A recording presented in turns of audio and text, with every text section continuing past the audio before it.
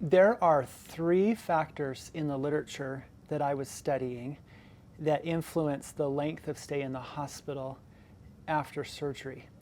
And I want to talk a little bit about one of these factors that is potentially modifiable and can help patients improve their outcome after surgery.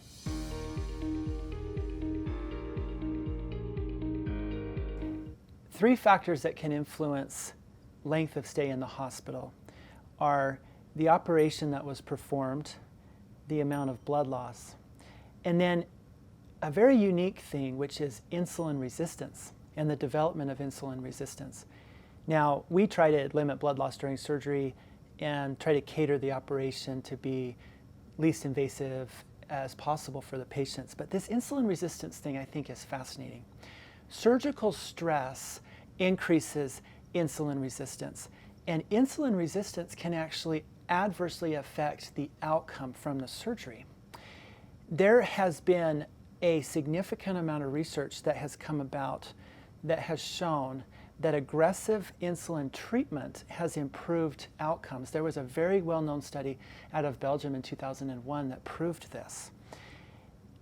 More and more data is coming out that shows us that preoperative nutrition, in particular the intake of glucose before surgery, can improve insulin resistance. And so it used to be that patients were instructed to not eat anything after midnight and then not have anything to drink or any oral intake at all. And it could be 8 hours until surgery, it could be 18 hours until surgery. And that situation increases the stress and increases insulin resistance.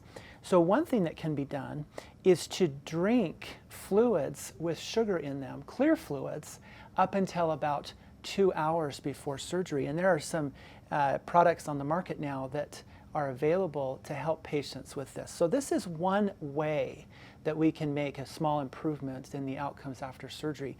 It's this idea that the intake of sugar, in particular complex carbohydrates if possible, in clear liquids up until 2 hours before surgery can decrease insulin resistance, decrease the stress of surgery, and improve the outcome from surgery.